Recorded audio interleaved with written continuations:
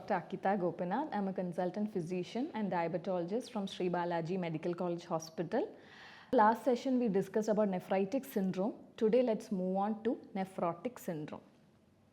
So what is nephrotic syndrome? It is a constellation of clinical findings that cascade to certain metabolic and cardinal features that come under the main four ones. Those are massive proteinuria, hypoalbuminemia, generalized edema and hyperlipidemia.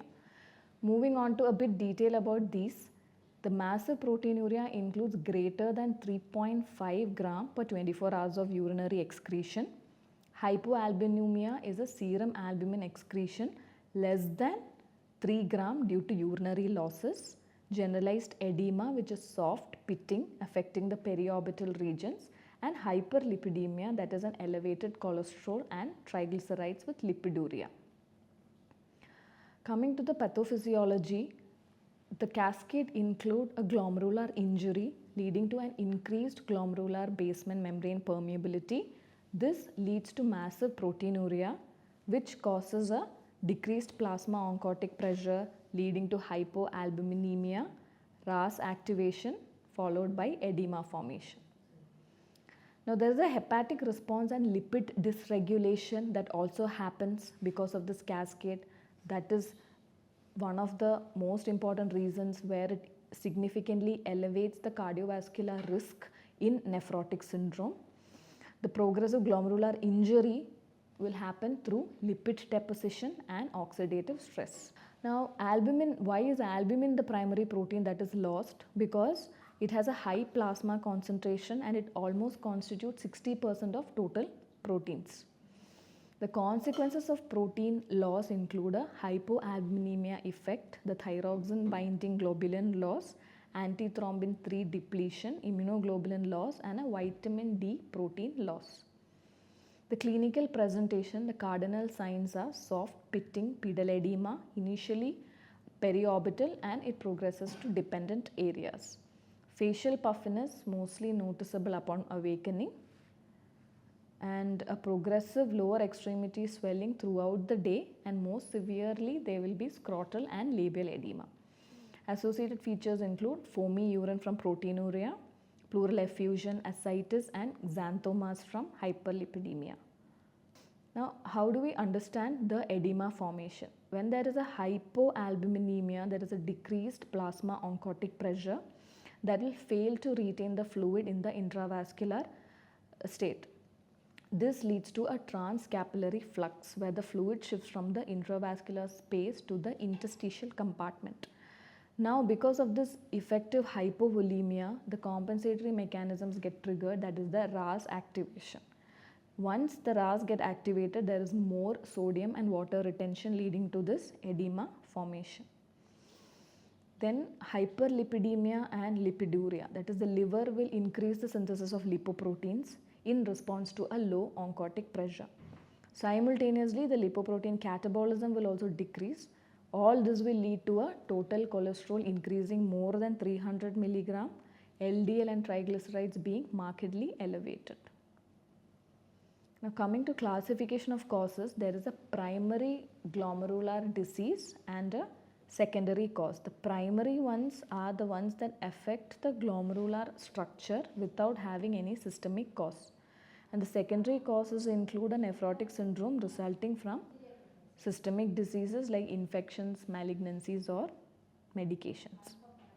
Primary glomerular diseases include minimal change disease, focal segmental glomerulosclerosis, membranous nephropathy, membranoproliferative glomerulonephropathy and an IgA nephropathy.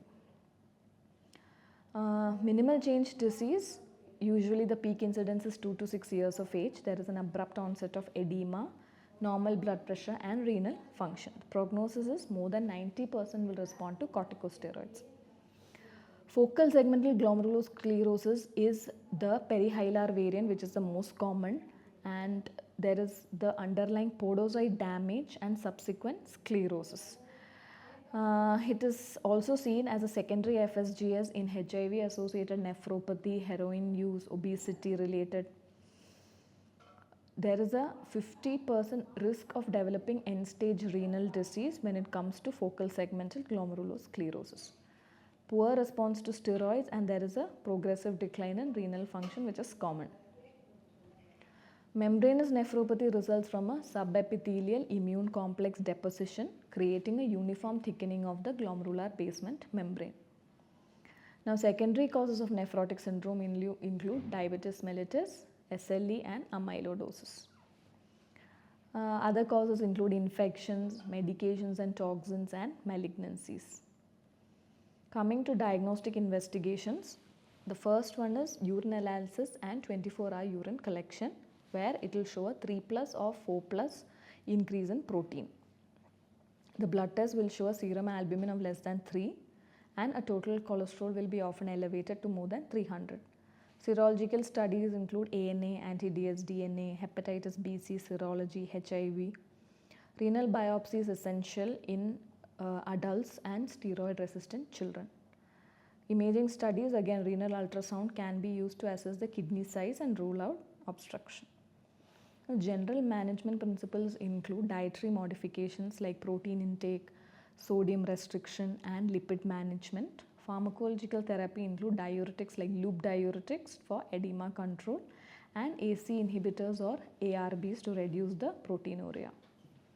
Targeted therapies are lipid management including statins like atorvastatin or rosuvastatin. The target LDL should be less than 100 mg per deciliter. And anticoagulation, that is consider a prophylactic anticoagulation if albumin is less than 2.0. And infection prevention, that is pneumococcal vaccine can be taken due to increased infection risk. Disease specific immunosuppression include for minimal change disease, first line is prednisone for 4 to 6 weeks, then taper over 2 to 3 months. Even if there is a relapse, this is the same regimen to follow. In focal segmental glomerulosclerosis, the treatment is high dose steroids for minimum 4 months before declaring steroid resistance. And if there is a steroid resistant case, you start with calcineurin inhibitors. Membranous nephropathy, the low risk, conservative management with ACI or ARBs. Major complications include thromboembolism, infections, acute kidney injury, and metabolic bone disease. Coming to prognosis and long-term outlook, in adults, the focal segmental glomerulosclerosis has a chance of progressing to end-stage renal disease. In 10 years, there's a 50% risk. Membranous will achieve a spontaneous remission, and around 10 to 40 will experience thromboembolic complications. Out of all the variants, the focal segmental glomerulosclerosis has the worst prognosis. Now, factors that are associated with poor prognosis include FSGS histology, extensive glomerulosclerosis, then severe proteinuria, severe hypoalbuminemia, and if there is a steroid resistance, and demographics like advanced age at presentation, male, gender. The key clinical pearls or summary includes age matters in diagnosis, that is children less than 10 years likely have minimal change disease and may be treated empirically with steroids without biopsy. Adults will require biopsy to identify the diverse etiologies. Monitor for complications like thromboembolism, infections, AKI. Then RAS inhibition is essential, that is AC inhibitors or ARBs will reduce the proteinuria by 30 to 50%. Steroid resistance will require escalation, and it will also indicate a trial biopsy followed by which the steroids can be escalated or targeted immunosuppression can be given.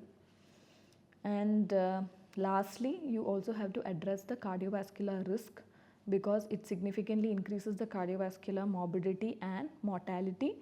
Aggressively manage the hyperlipidemia with statins and address the other modifiable risk factors. With that, we come to the ending of the session. If you have any queries, you may post your questions below the video.